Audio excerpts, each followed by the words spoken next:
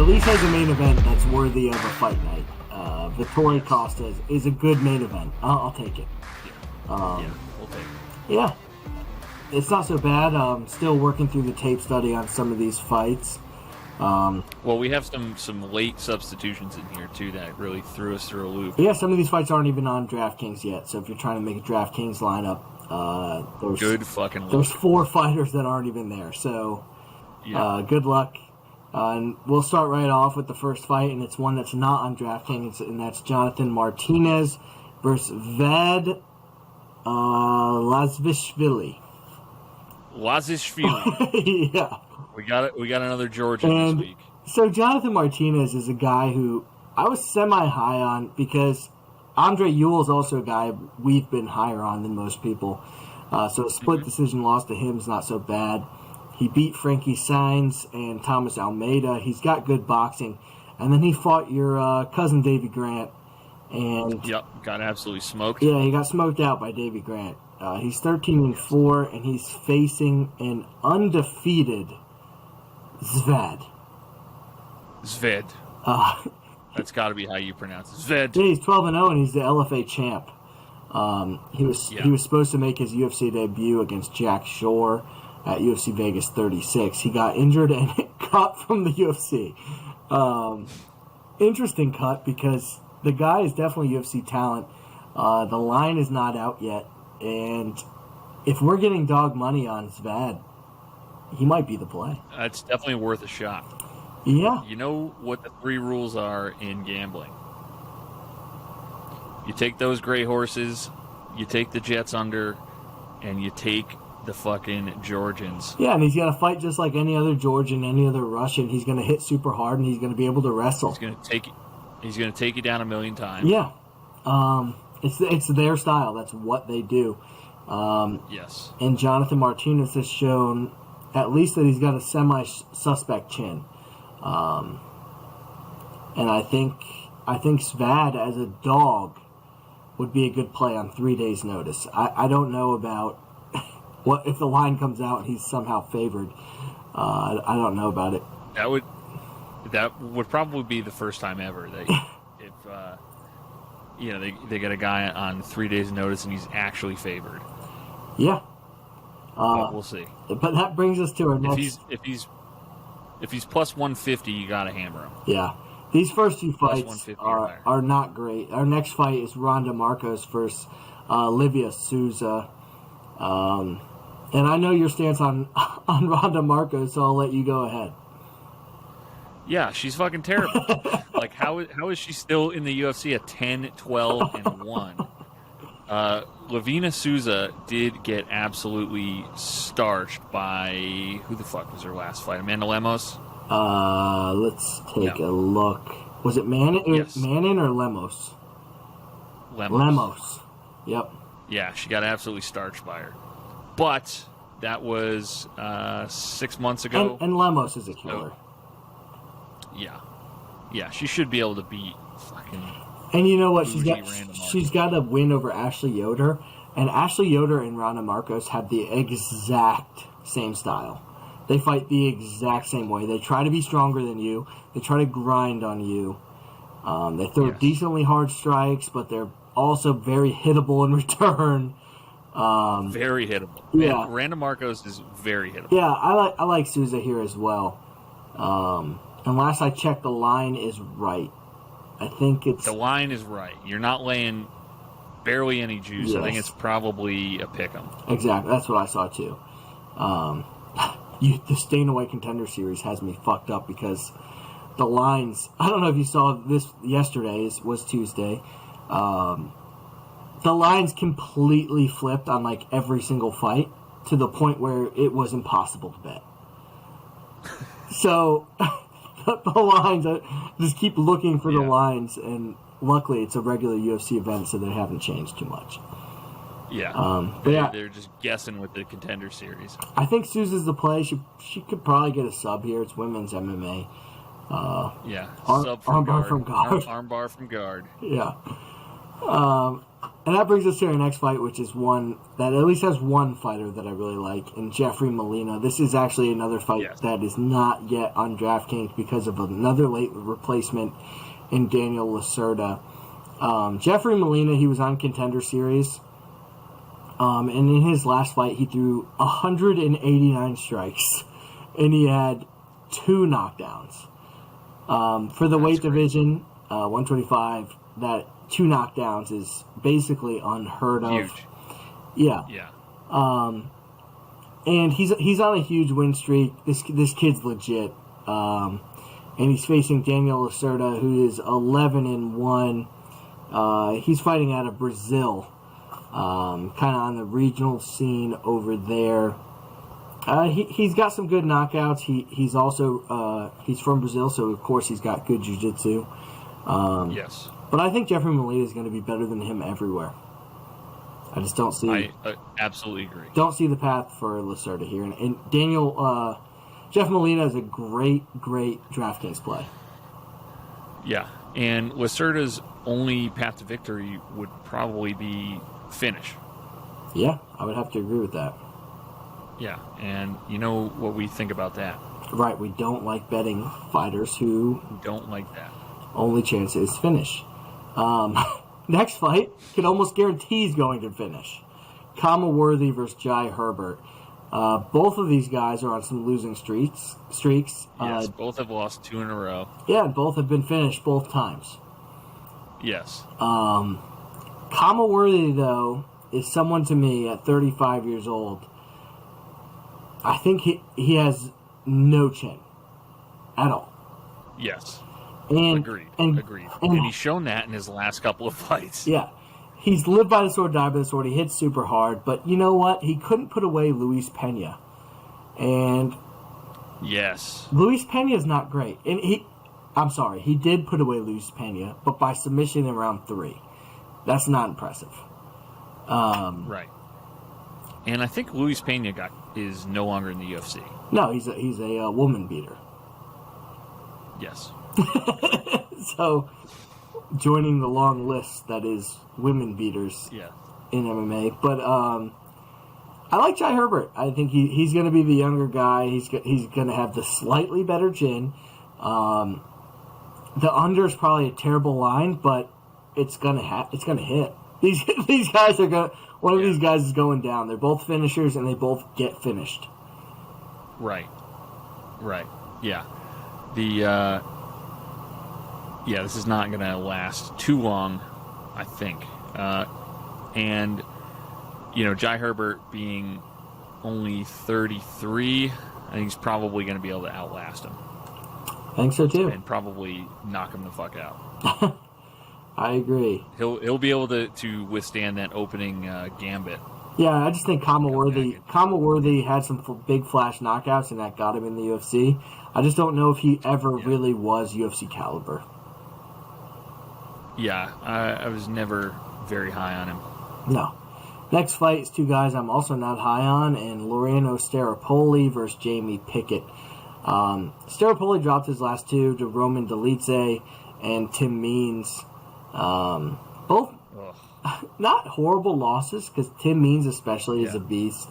And Roman, he's turning out to not be as good as we thought he would be. Right. But Staropoli is kind of a big favorite to Jamie Pickett, and he's minus 240. Yeah, and I'm not too sure why. Jamie Pickett did get knocked out by Jordan Wright, but Jordan Wright is a fighter he's another one. He'll knock you out or get knocked out. Right. And then he lost to Tafin Nijwicki, who he's a beast. He's someone we're very high on. Tafin is an absolute monster. So yeah. That's no stain on his record. I expect, and he has a 8.5-inch reach advantage, and that's huge. And I expect him to be the more athletic guy in this fight. Definitely. Neither one of these guys is world beaters, but a minus 240 for Staropoli, there's no value at all on him. I'll take Jamie Pickett as the dog. Yeah, absolutely. You're on the same page, Scotty? Yeah, 100%.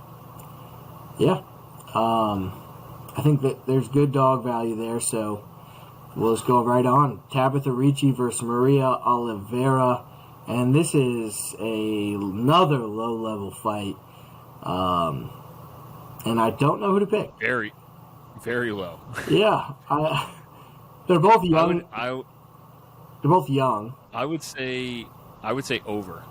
Take the over? Probably the play. Yeah, Take the over. only problem. They're probably going to patty cake each other and then try and submit and then defend submissions, and then that's not much going to happen. Yeah, Tabitha Ricci is the one who got finished by my girl Manon in her last fight. She's got even though she's only 5-1, she has fought better competition. Maria Oliveira is only 24 years old. She will be taller by 3 inches. This is a stay away, as big as stay aways get. I mean, I can't vouch for betting on either one of these people. No, don't do it. Especially Tabitha's nickname is Baby Shark. Oh, God. Like, come on. Get out of here with that. Jesus. Well, we'll skip it and we'll go to the next fight because we're not betting on that. And it's Mason Jones, and he's taking on newcomer David Onama. And this is another interesting late replacement because he's not a walk in the park. Onama's actually good. He is good. He's 8-0. And he's got all finishes. He has never been in the judges' scorecards. And one thing that I liked from him, in his first UFC debut, you'd expect him to be a striker, right? He's from Uganda. Yep. He has a boxing background. He went out there and he looked for takedowns. He looked for takedowns often. Another thing I noticed in his fights is he's really good in the clinch. He has great clinch knees. And when he's striking, he has really long arms, keeps you at bay, has nice straight punches with a lot of power on him. The parts that I noticed he struggles, and this will only come with time, he's only 8-0, is in the transitions. I noticed he kind of just sits there and waits a little bit, and sometimes he's open to get hit. And someone like Mason Jones will hit you. Oh, yeah. He's going to get you. Mason Jones was a huge prospect coming in, and he hasn't had the UFC debut that he would like. He lost to Mike Davis and then had a no contest against Alan Patrick. Yes. Yeah. And the line also is not out for this fight. Right. By the way. But I don't know, Scott. Which way are you leaning for this? Well, my gut tells me don't touch it with a 10-foot pole, but if it comes out that Mason Jones is going to be a huge favorite, which I would imagine he would be given this guy, I think both these guys fighting late replacements are going to be at least minus 200, maybe minus 250 on average. So especially going up against this Ugandan who is an absolute stud, there's definitely more value in taking him over Mason Jones, who has been somewhat of a disappointment in the UFC, but I don't necessarily think he's going to win. But there's probably not going to be much value in taking Mason Jones. I'm with you. I actually think Mason Jones does win this as well. And if the line is close, I think we should take a shot on Mason Jones. It's just all dependent on that line. Right. Because I think people are going to be looking to fade Mason Jones. But a late replacement like this, I'll take him. If it's close, if the line is close. Young Yun Park, he's our guy, so he's 13-4. We called that fight against Taffin, that win. Nobody was on that with us, and he won that with a stiff jab and takedowns. He's a guy, when he's on the ground, he leaves his leg in your guard, one of them. He escapes with one, leaves one in, and that's to hold you down, and he beats you up from there. He also beat Marc-Andre Barriault, who that's just looking better and better because Barriault is on a win streak of his own. Yeah. Yes, he is. Yeah. He's really well-rounded, and he's willing to drag his opponents through the muck because he knows he can take it and his opponents can't. And he's fighting Gregory Rodriguez, who got knocked out on the Contender Series by Jordan Williams. Jordan Williams is one of the worst fighters to be in the UFC. He did battle his way back. Yeah. He got 2 finishes in the LFA, and then he came back and beat Dusko. Todorovic. I'm pretty sure we were on Dusko in that. Yes. He's tall. He's 6'3". He's facing a Jung-Young Park who's only 5'11". And he'll have a 3-inch reach advantage in this fight. He hits pretty hard. And that's... And 5'11" is huge for someone from South Korea, right. too. So he's probably like 5'9". Yeah. But I think Park wins this. I think he does the same thing. He gets you to the ground. He drags you through. He beats you up. I'm not scared of Gregory Rodriguez here. No, same. 100%. Yeah, no, and the line is good. 100%. The line's really good for us, too. The line could not be better. Next fight is... So right now they're both minus 115. Love it. Park all day. Next fight is Nicolay Negramano versus Ike Villanueva. And Nicolay came into the UFC undefeated, and he was finishing just about everyone. He came into the UFC and lost the decision to Safarov. By the way, that was Safarov's only UFC win. He fought 4 times in the UFC, only 1 win, and it was against Nicolay. Nicolay then went on and he beat Alexa Kamer by split. And we all kind of know Alexa Kamer is very green, not really ready for the UFC at this point. And he kind of got beat up in that fight. If you look at his face afterwards, he was pretty beat up. I know it doesn't matter what your face looks like after the fight, but this kid's just not great. He fades down the stretch. He is fast. He's small for the division, makes up with it with speed. He does have some decent power. And he's fighting a guy in Ike Villanueva who is 18-12. But I'll tell you what, he's a pretty good 18-12. Yeah, I'm looking at some of his losses. I think his most recent one is to Prackniel. Yeah. I got KO'd. Yeah. And fucking Jordan Wright, Chase Sherman. yeah, Marcin Prackniel is pretty good. And the thing with Ike is he used to fight at heavyweight. That's why he fought Chase Sherman. Right. And he's a boxer. He's a tough dude. He's not an easy out for anybody. I don't think necessarily either one of these guys is very good, but I really don't like Nicolay. I'm willing to take the basically the tougher man in Ike is what I'm going to bet on here. Yes. Yeah. Yeah, I like that as well. I think he can outlast fucking the speed of Nicolay. And then, yeah. Yes, and then get a late finish. I agree. Next fight, Francisco Trinaldo versus Dwight Grant. Old cousin Grant again. So Trinaldo is a guy we all know. He's 26-8, 43 years old. And he just lost a very close decision to Muslim Salikov. We were on Muslim huge. I think we had like 5 units on Muslim. We were really sweating that one because that was a close fight. And before that, he turned back the clock and he had 3 really good wins. He beat Bobby Green, John McDessie, and Jai Herbert.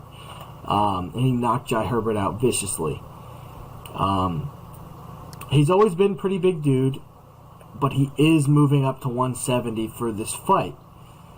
Normally, I would be hesitant about a fighter moving up in weight, but at 43, I think cutting to 155 was hurting him more than it was helping him. 170 is probably where he needs to be if he's going to continue to fight, so I think it's actually a good thing for him. For sure. And then Grant, a lot of people are saying, 43 is old. Grant's 37. He's not young. He just hasn't.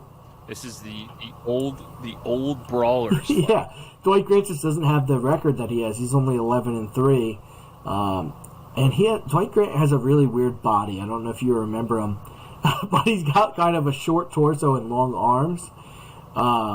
Yes, he's all limbs. He's got a 6.5-inch reach advantage here. He won a split decision in his last time out and got KO'd by Daniel Rodriguez in the fight before. Daniel Rodriguez is a hard fight for anybody. He sometimes can get stifled by stronger fighters, I've noticed, and stronger grapplers more particular. And this is another one where I don't know how tough Dwight Grant is. Yeah, I'm with you there, and we know how tough freaking Francisco Trinaldo is. I'm liking Trinaldo. I know. Give me the. Yeah, old I know he's old. He's still good. He's still good at 43. I think he uses wrestling. I think he uses just his overall experience to win this fight, experience and toughness, and he beats Dwight Grant. Dwight Grant's not very good. No. Nope. Next fight is another interesting one. This card is pretty weird. Alex Caceres versus Sung Woo-Choi. And Caceres is a guy, I don't know about you, Scott, but I wrote him off years ago. Yes. Yeah, so he was a very highly touted prospect that never panned out. Like 20 years ago. He was on like one of the first Ultimate Fighters. Right, when he was coming up. This was probably 7 or 8 years ago. I think it's more. He was doing this Yeah, and he was doing those freaking backflips and karate kicks after wins. He started out pretty hot and then just faded. Yeah, and now he's on a 4-fight winning streak out of nowhere. I don't think the UFC wanted him to get a couple of these wins, like against Kroom or Hooper, especially Austin Hooper. They did not want him to win that fight. Yes. Talk about another prospect that didn't pan out. But he has not, I'll tell you what, he has not been fighting good competition. He is tough fight for anybody just because he has great footwork, great striking. And if you look at his record, he really doesn't get outstruck by anybody. He gets out-wrestled and like, he's not a strong guy. If you look at him, he's a little pipsqueak. Yeah. Yep. Choi, on the other hand, is strong, and he throws bombs. Yep. Absolutely. Yeah, and the UFC did the opposite of what they did with Caceres, and they gave Sung Woo-Choi, Evloev, and Gavin Tucker as his first 2 UFC fights. He lost both of those, but he came back, and he's now won 3 in a row. His last 2 was a win over Yusuf Zalal and Julian Erosa, and he starts Julian Erosa. Yes. And Erosa's pretty freaking good. Yeah. One thing I noticed about this fight, a little tidbit, neither one of these guys has high output. They both kind of wait on their opponent. And because of that, I like Sung Woo-Choi because they both like to wait on their opponent. They're both strikers. Neither one's high output. So the high, if Alex Caceres was high output, I'd kind of like him in this fight. He's just not. So the difference is going to be the power, and Alex Caceres has no power, and Sung Woo-Choi has a whole bunch of it. I think he wins with it. I think he'll win the clinch exchanges, he'll win the wrestling exchanges, and he'll throw the harder strikes. Yeah, and the line is pretty much telling you which way that Vegas thinks this is going to go, with Sung Woo-Choi being a minus 280 favorite. So definitely worth a look on DraftKings, though, sitting at 9,200 right now. You know what I like in this fight could be more than anything? The over.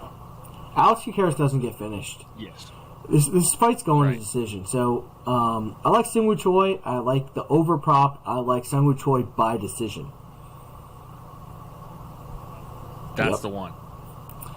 Sung Woo by decision. Jessica Rose Clark versus Jocelyn Edwards, and this is another really hard fight to call. Clark is 10-6, but she's kind of a good 10-6. She finished Sarah Alpar in the last fight, and she showed so much heart. I did not expect to see that from Jessica Rose Clark. I didn't. Before that, she lost 2 in a row to Kianzad and Jessica I. It's not bad fights, you know. And she's pretty hot. You ever seen her on Instagram? Yes, I have. Well, but besides that, you should check out her Instagram just to see what kind of shape she's in, because she does have a before and after picture, and she is in crazy shape for this fight. Like, six-pack showing. Oh yeah. But Jocelyn Edwards is someone I kind of like too. She's 10-3. losing her last fight to Rosa. She's pretty good everywhere. Tall. She's 5'8". She uses her size pretty well. She's a striker, just like Jessica Rose Clark is. She finished a bunch of her early fights in her career, but I see her more of a decision fighter. And this is a tough one to pick. I don't know which way to go. I think we got to go over again. I like it. Take the over. Yeah. Low level women's Yep. MMA. We'll take perfect call. We'll take the over in that fight. Both strikers and not really super high Yeah, output. love it. Over. And it's going to be 2.5, but don't sweat it. It'll be worth it. Yeah. It's going to be clinching up and need each other in the hamstrings for 5 straight minutes. Next fight is Grant Dawson versus Rick Glenn. So Dawson was initially supposed to fight Diego Ferreira here, and that would have been a much better fight. Dawson's 17-1. He's super talented, 27 years old. Very strong. He likes to slam his opponents, not just take them down. He likes to slam them. He has good power, and his stand-ups get improving every fight. His last fight against Leonardo Santos, we had Grant Dawson in that fight, and he was losing all the way up till the very end, and his coach, James Krause, told him in the corner, go for the finish. Don't go for the takedown, he said. Go for the finish. What does Grant Dawson do? He goes for a takedown right away. But this time, he got it. And that's what he said pre-fight. He said, I think I'll be able to take him down late in the fight. He did. With 1 second left, Grant Dawson knocked Leonardo Santos out cold with ground strikes. Yep. Big cash. One of our better cashes I can remember. And then Rick Glenn, he's an interesting fighter. He took a long layoff after he lost to Kevin Aguilar where he had hip surgery. He came back and he cost us money. He knocked out Silva and cost us. He has surprisingly heavy hands. He doesn't look like he would. He throws very straight punches. He's smart, but I don't see Rick Glenn having much for Grant Dawson here. No. Yeah. No. Dawson's going to friggin' slam him into the next century. Yeah. I like Grant Dawson by finish. If you could get under 2.5, I like it. 1.5 is a little sketchy. I like Dawson, though. I like him to finish the fight. Absolutely. I think he grounds him and pounds him. Yeah, and he showed he has excellent ground and pound in his last fight. And that brings us to the main event, Paulo Costa versus Marvin Vettori. Excellent main event. And two very scary men. Paulo Costa You ain't kidding. is enormous for the division. Don't know how he makes weight. And fun fact that I just saw, Marvin Vettori is quoted as saying Paulo Costa is way overweight right now, to the point where the UFC contacted him and said Paulo might not make weight. Huh. Marvin Vettori. Marvin Vettori said he didn't release any weights, but Marvin Vettori said it's okay because I'll accept the fight at 205. Yeah, Really? He said I don't give a shit. I'll accept it at 205 and beat his ass. He just needs to get back in there and fucking smash someone. Just take someone down, take out his frustrations on the Adesanya loss. Yeah, so it'll be very interesting. We gotta monitor this weigh-in.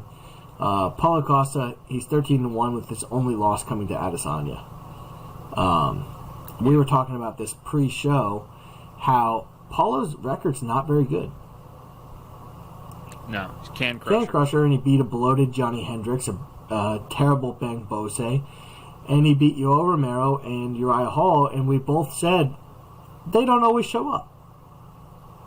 Right. They're mental cases. Well, Yoel's not necessarily a mental case. He just sometimes decides he's not fighting. He just doesn't throw strikes. Right. Right. He's got really good power, Paulo does. And for his size, he does have excellent cardio. Because I think he's on a little something extra. Oh No, he's probably on. He probably goes to the same doctor as Vettori. Yeah. For it. Exactly. That's probably why he's overweight. Right. He's shown good takedown defense, hits very hard, and he's a scary human being. But he's fighting Marvin Vettori, who's absolutely insane. He's probably the most scary. Yeah. I loved hearing after the Adesanya fight that Vettori said he went on a 5-mile run because he was scared of what he would do if he didn't. Yeah. Tire me out. That's, yeah. That, it was either go for a 5-mile run or put me in a straitjacket and with the fucking Hannibal face cover so he doesn't bite someone's face off. Exactly. But Vettori, he also has lost to Adesanya twice. And he's fought some killers in the UFC, and he's beat them all. He beat Shoeface, he beat Akhmedov, he beat Roberson, he beat Hermanson, he beat Cesar Ferreira. And I tell you what, talk all the shit about Kevin Holland you want. People were not talking about his wrestling being so bad until he fought Vettori. You know? Yeah, until he got taken down 150 Yeah, so talk all the shit you want, but Vettori was the one that brought that out. Kevin Holland had fought before that, and no one ever said that. You know? Right. He never got that embarrassed on the mat where someone's like, "Oh, jeez, Kevin Holland should probably learn how to wrestle." So Vettori says he's a striker. He's more of a wrestler at this point. He mixes in strikes and wrestling really good. He throws a shit ton of volume. And I said Paulo Costa has good cardio. Marvin Vettori might have the best cardio in the UFC. Yeah, if he can go for a 5-mile run after a 5-round fight, that's he's not going to get tired. I've seen a lot of cappers on Paulo Costa here, and I couldn't be more opposite. I love Marvin Vettori. No. And you know what? I kind of like the over. I think it goes the distance as well. Paulo Costa, as you know, as a shit on his record, he's a tough dude. So I think he might. It'll probably go decision, and I like Marvin Vettori to win it. Yeah. Same. I think probably 50-45, maybe 49-46. Yeah, I love it. Costa might steal. Yeah. Definitely a get-right fight. For sure. Were you able to make a DraftKings live, Scott? Yes, I was. All right. So had to go with Vettori, and he is 8,600. Actually, I have one more guy in there that is more expensive than him, and that is Grant Dawson at 9,300. And then we have Trinaldo at 8,400. Souza at 83 over Randa Marcos. And then the Iron Turtle at 82. And then I kind of ran out of money, so I took Jamie Pickett as a flyer at 72. I like it a lot. I have similar lineup because I also have Grant Dawson in there. He's my most expensive fighter. I have Jeffrey Molina. I have Marvin Vettori. I have Jung Young Park. I have Pickett, and I have Ike Villanueva. And that leaves 900 on the table, so that's a tournament team. Yeah. Yeah. It's a decent card, and it's leading up to these excellent cards here in the next few weeks. We also do have Bellator, which we will have. I'll probably do a video. I'm hoping to get that done tonight as well. But it will definitely be out for the email list. As always, the email list you can join. It'll be in the comment for the YouTube, and it's in all our social profiles. Just click and sign up, put in your email. You'll get our full tape study notes and all our picks for the fights. It's free. You can't lose. Yep. All right. Awesome. Go Red Sox. See you later. Go Sox.